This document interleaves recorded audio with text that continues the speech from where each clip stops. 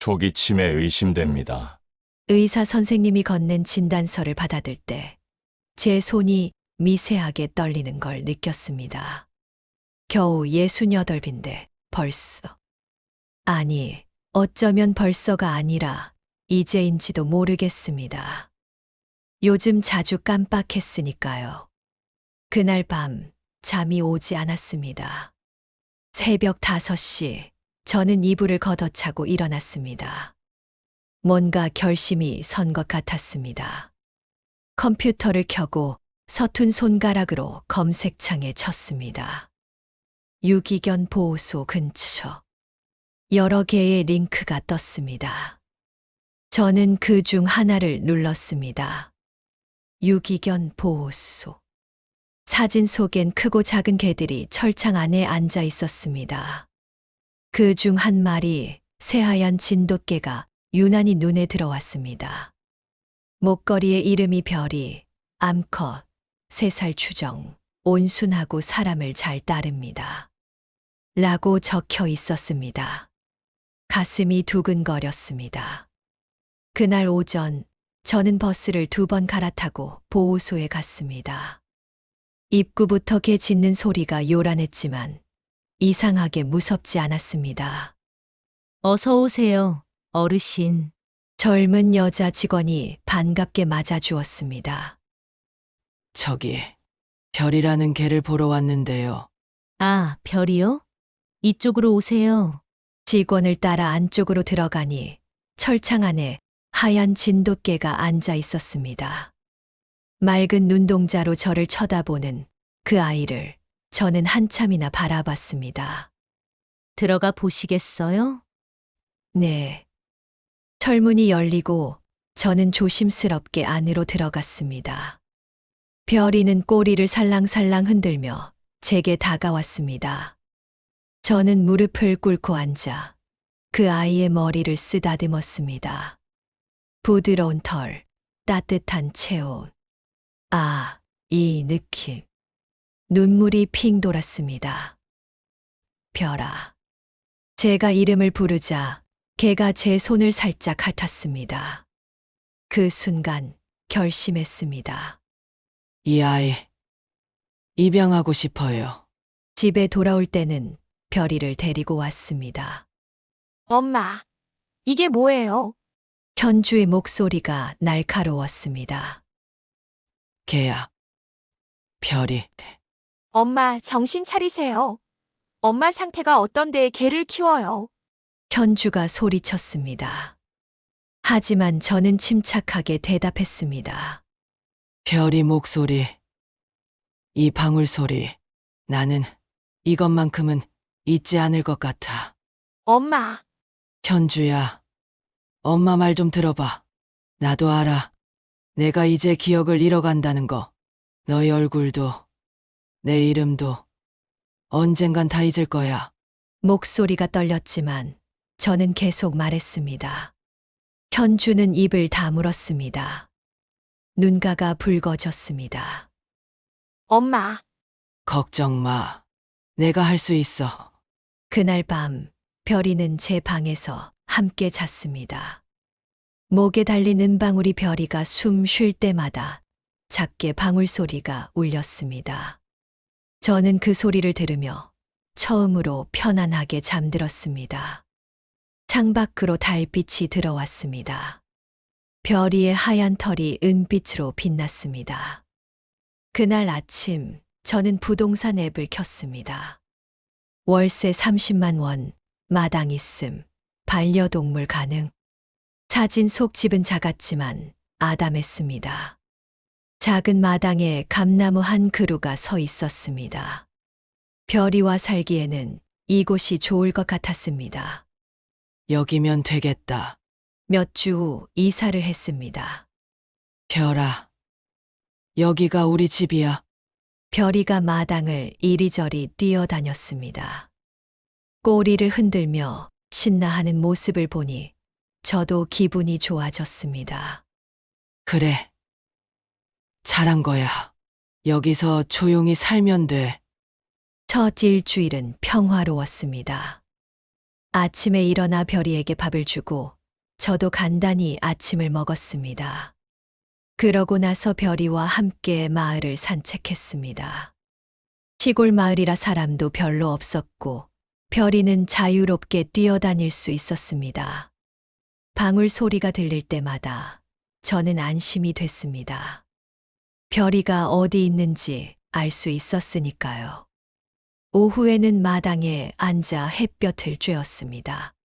별이는 제 발치에 누워 낮잠을 잤습니다.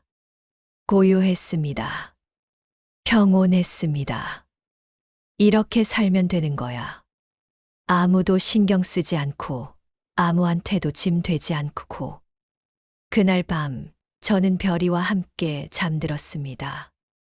아침부터 날씨가 을씨년스러웠습니다. 하늘이 잔뜩 찌푸려 있었고 바람이 차갑게 불었습니다. 12월 중순, 올해 첫눈이 올 것 같은 날씨였습니다. 저는 별이에게 밥을 줬습니다. 아니, 주려고 했는데 그릇에 이미 밥이 있었습니다. 뭔가 답답했습니다. 오늘은 기분이 이상해. 오후가 되자 정말로 눈이 내리기 시작했습니다. 처음엔 가늘게, 그러다 점점 굵게. 창밖을 보니 마당이 하얗게 변해가고 있었습니다. 별아, 눈 온다. 별이가 꼬리를 흔들며 창가로 왔습니다. 산책할까? 별이의 눈이 반짝였습니다. 저는 두꺼운 외투를 입고 별이에게 목줄을 채웠습니다. 목걸이에 은방울이 딸랑 소리를 냈습니다. 가자. 별아, 밖은 예상보다 훨씬 추웠습니다. 눈이 제법 많이 내리고 있었습니다. 발자국이 금방 눈에 묻혔습니다. 별이는 신나게 눈밭을 뛰어다녔습니다. 하얀 털에 하얀 눈이 내려앉았습니다. 우리 별이 예쁘구나. 우리는 마을 길을 걸었습니다. 평소에 다니던 길이었습니다. 아니, 평소에 다니던 길이었던 것 같았습니다. 걷다 보니 낯선 골목이 나왔습니다. 여기가 어디지? 주변을 둘러봤지만 익숙하지 않았습니다. 별아, 우리 어디 온 거야? 별이가 저를 쳐다봤습니다. 괜찮아. 조금만 더 가면 아는 곳 나오겠지. 계속 걸었습니다. 하지만 갈수록 더 낯설어졌습니다. 눈은 점점 더 많이 내렸고 어둠이 내려오기 시작했습니다. 이상해. 여기가 어디지? 심장이 빠르게 뛰기 시작했습니다. 별아, 집이 어디야? 별이가 제 다리에 몸을 비볐습니다. 주소가 뭐였지? 전화번호는? 현주 번호가? 머릿속이 새하얗게 비었습니다. 아무것도 기억나지 않았습니다. 누가 좀 도와줘. 하지만 거리엔 아무도 없었습니다. 눈 내리는 저녁, 시골 마을은 텅 비어 있었습니다. 어떡하지? 어떡해? 손이 떨렸습니다. 추위 때문인지 두려움 때문인지 알 수 없었습니다. 한참을 헤맸습니다. 얼마나 걸었는지 모르겠습니다. 다리가 아팠습니다. 숨이 찼습니다. 눈은 계속 내렸고 어둠은 점점 짙어졌습니다. 별이가 계속 제 옆에 붙어 걸었습니다. 별아, 미안해. 엄마가 길을 잃었어. 목소리가 떨렸습니다. 어느 순간 다리에 힘이 풀렸습니다. 길가 벤치에 주저앉았습니다. 눈이 쌓인 차가운 벤치. 너무 춥다. 몸이 떨렸습니다. 여기가 어디지? 나는 누구지? 집이 어디야? 머릿속이 하얗게 비었습니다. 별이가 제 무릎에 머리를 올렸습니다. 별아, 별이의 따뜻한 체온이 느껴졌습니다. 적어도 너는 있구나. 그때 휴대폰이 울렸습니다. 주머니에서 꺼냈습니다. 화면에 현주라고 떠 있었습니다. 현주. 현주가 누구더라? 하지만 본능적으로 전화를 받았습니다. 여보세요? 엄마, 어디세요? 집에 전화했는데 안 받으시고. 전화기 너머로 다급한 목소리가 들렸습니다. 나 지금 엄마 괜찮으세요? 어디 계세요? 모르겠어. 아무리 가도 집이 안 보여. 뭐라고요? 엄마 지금 어디세요? 주변에 뭐가 보여요? 주변을 둘러봤습니다. 하얀 눈뿐이었습니다. 눈이 와. 춥고. 별이가 옆에 있어. 엄마 정신 차리세요. 주변에 간판이나 건물 없어요? 고개를 들어보려 했지만 시야가 흐려졌습니다. 잘 안 보여. 엄마 왜 그래? 전화기가 손에서 미끄러졌습니다. 눈 위로 떨어졌습니다. 별이가 짖었습니다. 크게, 계속. 전화가 끊어진 순간 현주는 창백해졌습니다. 엄마, 왜 그래 엄마? 전화를 다시 걸었지만 받지 않았습니다. 손이 떨려 휴대폰을 제대로 잡을 수가 없었습니다. 오빠에게 전화를 걸었습니다. 오빠, 엄마가 길을 잃으셨어. 뭐? 지금 어디서? 모르겠어. 전화했는데 길을 잃었다고, 눈 온다고. 그러고 전화 끊어졌어. 119에 신고해. 나 지금 바로 내려갈게. 재혁의 목소리도 떨렸습니다. 현주는 119에 전화를 걸었습니다. 여보세요. 저희 어머니가 치매가 있으신데 길을 잃으셨어요. 눈 내리는데 밖에 계세요. 목소리가 떨려 제대로 말이 나오지 않았습니다. 주소도 생각이 나지 않았습니다. 옆에 있던 서연이가 메모지에 할머니 집 주소를 적어 보여줬습니다. 현주는 주소를 불렀습니다. 잘 부탁드립니다. 1시간 후 현주와 서연이는 차를 몰고 할머니 집으로 향했습니다. 눈길이라 차가 느렸습니다. 현주의 손은 핸들을 꽉 쥔 채 하얗게 질려 있었습니다. 할머니 괜찮으실 거예요. 서연이도 떨리는 목소리로 말했습니다. 2시간이 걸려 할머니 집에 도착했습니다. 집은 텅 비어 있었습니다. 불도 꺼져 있었습니다. 엄마 어딨어? 현주가 집 안을 뒤졌지만 아무도 없었습니다. 경찰차가 도착했습니다. 재혁도 차를 몰고 왔습니다. 수색 대가 출동했습니다. 곧 찾을 겁니다. 경찰이 말했지만 현주는 마음을 진정할 수 없었습니다. 밖은 칠흑같이 어두웠고 눈은 계속 내렸습니다. 엄마, 제발. 그 시각 저는 벤치에 누워 있었습니다. 몸이 너무 무거워서 일어날 수가 없었습니다. 춥다. 너무 춥다. 눈이 감겼습니다. 별이가 제 얼굴을 핥았습니다. 계속. 별아. 괜찮아. 엄마. 괜찮아. 별이가 짖었습니다. 크게 계속 짖었습니다. 그러고는 제 옆에 딱 붙어 누웠습니다. 별이의 따뜻한 몸이 제 몸에 닿았습니다. 따뜻하다. 눈이 감겼습니다. 방울 소리가 들렸습니다. 이 소리는 기억해. 우리 별이. 의식이 흐려졌습니다. 밤 10시. 수색대가 마을을 샅샅이 뒤졌습니다. 현주는 경찰차를 따라 마을을 돌았습니다. 눈물을 흘리며 엄마, 어디에 있어, 제발. 어디에 있어? 엄마.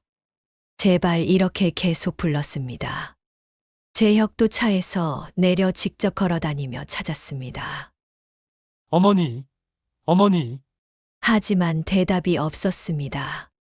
서연이는 할머니 집에 남아서 혹시 할머니가 돌아오실까 기다렸습니다. 시간이 흘렀습니다. 11시, 12시. 이 추위에 밖에 계시면 경찰의 말에 현주가 무너졌습니다. 안 돼, 안 돼. 엄마, 재혁이 현주를 붙잡았습니다. 괜찮을 거야. 엄마 강하셔. 괜찮을 거야. 하지만 재혁의 목소리도 떨렸습니다. 새벽 2시. 여기요. 여기 누가 있어요? 수색대원의 목소리가 들렸습니다. 현주가 뛰어갔습니다. 마을 외곽, 작은 공원 벤치. 눈에 덮인 벤치 위에 엄마가 누워 계셨습니다. 그리고 그 옆에 하얀 진돗개가 딱 붙어서 할머니를 감싸고 있었습니다. 개가 고개를 들었습니다. 눈 덮인 얼굴로 엄마, 엄마, 현주가 달려가 몸을 흔들었습니다. 엄마, 정신 차리세요. 엄마, 할머니는 눈을 감고 계셨습니다. 얼굴이 창백했습니다. 구급차. 빨리. 재혁이 소리쳤습니다. 구급대원들이 달려와 할머니를 들것에 올렸습니다.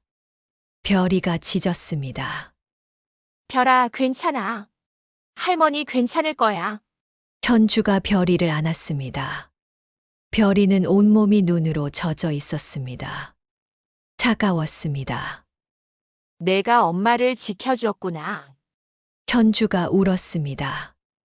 별이가 현주 품에서 조용히 떨었습니다. 구급차 안에서 의료진이 할머니의 체온을 재고 산소 마스크를 씌웠습니다. 체온 33도. 저체온 중입니다. 빨리 가야 해요. 현주는 할머니 손을 꼭 잡았습니다. 차가운 손. 엄마, 제발 정신 좀 차리세요, 제발. 재혁은 별이를 안고 자기 차로 갔습니다. 우리 어머니 지켜줘서 고마워, 별아. 재혁의 목소리도 떨렸습니다. 별이가 지쳐서 고개를 떨구었습니다. 병원 응급실에서 의사가 나왔습니다. 환자분 체온이 많이 떨어진 상태였습니다. 조금만 늦었으면 위험했을 겁니다. 현주가 주저앉았습니다. 그럼, 괜찮으신 거예요? 지금은 체온을 올리고 있습니다. 다행히 동물이 환자분을 감싸서 체온을 유지해 준 것 같습니다. 그게 아니었으면 의사의 말이 끝까지 이어지지 않았습니다. 재혁이 별이를 내려다봤습니다. 네가 엄마를 살린 거구나. 별이가 꼬리를 살짝 흔들었습니다. 새벽 4시. 엄마가 눈을 뜨셨습니다. 엄마, 현주가 달려갔습니다. 엄마는 천장을 멍하니 바라보셨습니다. 엄마 저예요. 현주, 할머니가 천천히 고개를 돌렸습니다. 현주, 네, 엄마. 제가 여기 있어요. 할머니의 눈에 눈물이 고였습니다. 미안해. 엄마가 길을 잃었어. 괜찮아요, 엄마. 괜찮아요. 이제 괜찮아요. 현주가 할머니 손을 꼭 잡았습니다. 별이는 어디 있어? 할머니가 힘없이 물었습니다. 여기 있어요, 엄마. 별이가 엄마 지켜줬어요. 재혁이 별이를 데리고 왔습니다. 별이가 침대 옆으로 왔습니다. 할머니가 손을 뻗어 별이를 만졌습니다. 별아, 고마워. 별이가 할머니 손을 핥았습니다. 할머니가 울었습니다. 현주도 재혁도 울었습니다. 아침 해가 떠올랐습니다. 창밖으로 눈 덮인 세상이 보였습니다. 하얗고 고요했습니다. 현주는 창가에 서서 밖을 바라봤습니다. 눈물이 주르륵 흘렀습니다. 오빠, 이제 엄마 혼자 두면 안 돼, 진짜로. 두 남매는 말없이 서 있었습니다. 병실에서는 할머니가 벼리를 쓰다듬고 계셨습니다. 방울 소리가 고요한 병실을 채웠습니다. 병원에서 사흘이 지났습니다. 할머니는 개인 병실로 옮겨졌고 체온도 정상으로 돌아왔습니다. 하지만 의사는 가족들을 불러 조용히 말했습니다. 환자분의 치매가 생각보다 많이 진행된 것 같습니다. 이번 사건으로 인한 충격도 있고요. 앞으로 더 빠르게 악화될 수 있습니다. 현주의 얼굴이 창백해졌습니다. 그럼 어떻게 해야 하나요? 지속적인 관찰과 보호가 필요합니다. 혼자 두시면 안 됩니다. 의사가 나간 후 복도에는 무거운 침묵만 흘렀습니다. 병실로 들어가자 할머니는 침대에 앉아 창밖을 보고 계셨습니다. 엄마 어떠세요? 현주가 다가가자 할머니가 천천히 고개를 돌렸습니다. 누구세요? 현주의 가슴이 철렁 내려앉았습니다. 엄마, 저예요. 현주 엄마 딸이요. 현주. 할머니는 현주를 멍하니 쳐다봤습니다. 낯선 사람을 보는 눈빛이었습니다. 네, 엄마. 딸 현주요. 딸.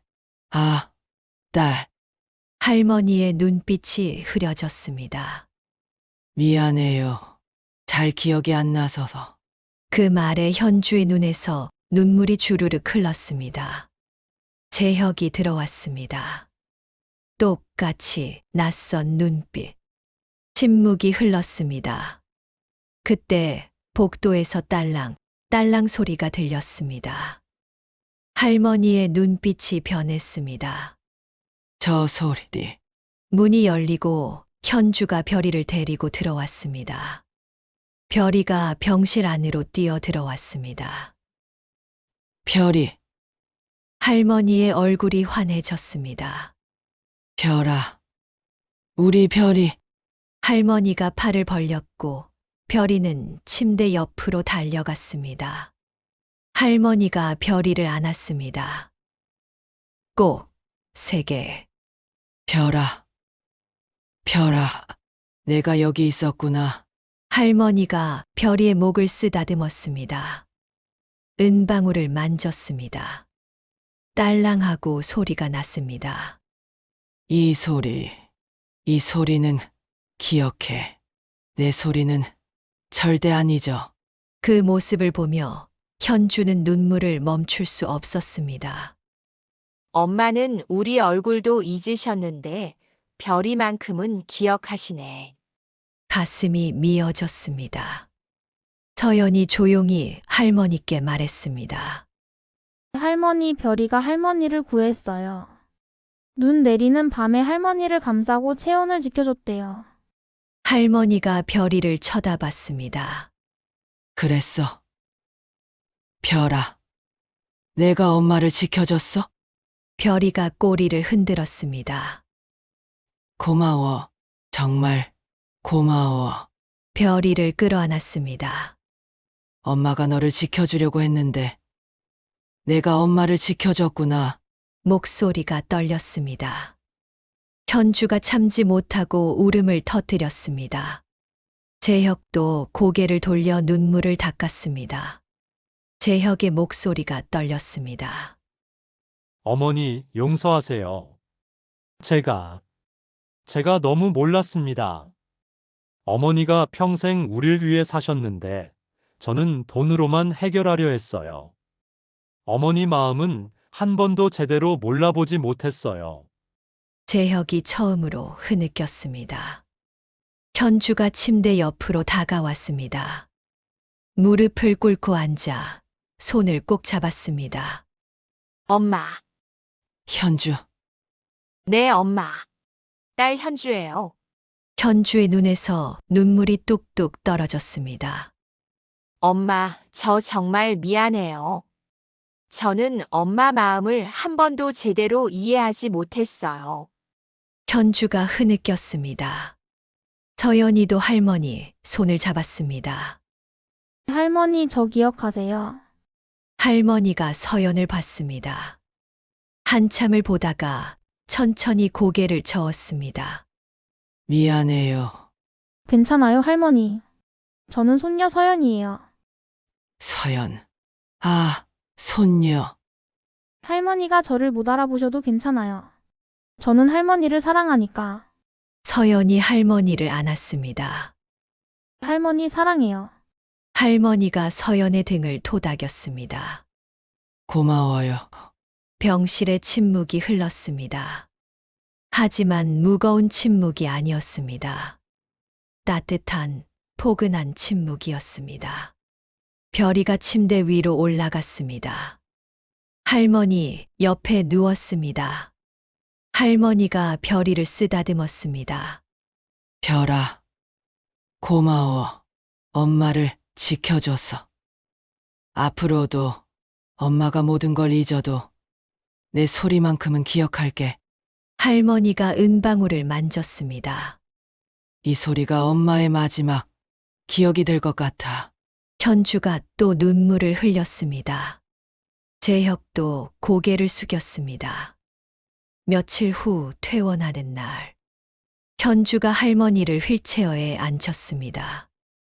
병원 로비를 나서며 할머니는 하늘을 올려다봤습니다. 맑고 푸른 하늘. 집 근처 공원을 걸었습니다. 벚꽃이 만개해 있었습니다. 바람이 불 때마다 꽃잎이 흩날렸습니다.